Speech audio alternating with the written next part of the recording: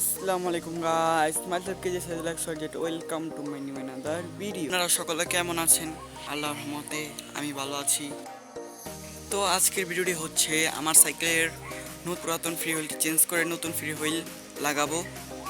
তো আজকের এই ভিডিওটি আপনারা সম্পূর্ণ দেখতে থাকুন। এই হলো ফ্রি হুইল। ফ্রি হুইলটি নষ্ট হয়ে যায়। নষ্ট হয়ে যাওয়ার কারণে সাইকেল রাইড করতে অনেক প্রবলেম হয়। সেই কারণে আমি ফ্রি হুইলটি চেঞ্জ করব। ফ্রি হুইল থেকে এক প্রকার আওয়াজ আসে যা শুনতে অনেক খারাপ শোনা যায় এবং বিরক্তিকর গটগট করে শব্দ হয়। তো সেই কারণে ফ্রি হুইলটি চেঞ্জ করব। তো ফ্রি হুইলের কাঁটাটিও চিকন হয়ে গেছে। তো সব মিলিয়ে ফ্রি হুইলটি চেঞ্জ করব।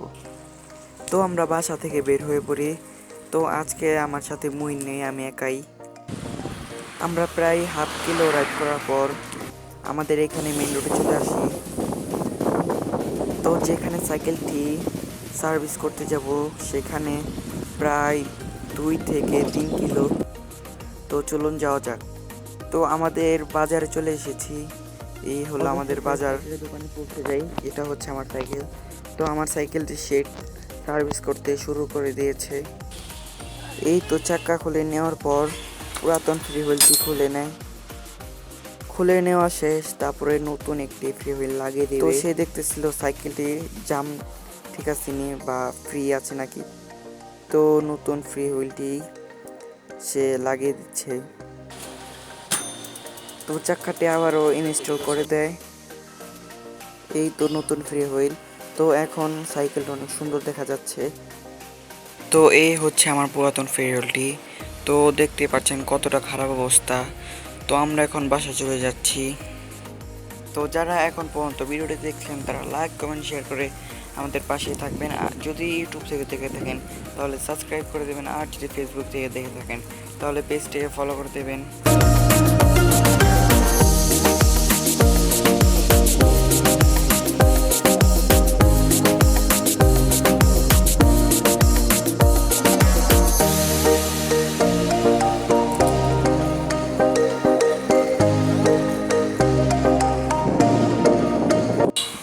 তো আমরা 2 কিলো রাইড করার পর আমাদের এলাকায় চলে আসি।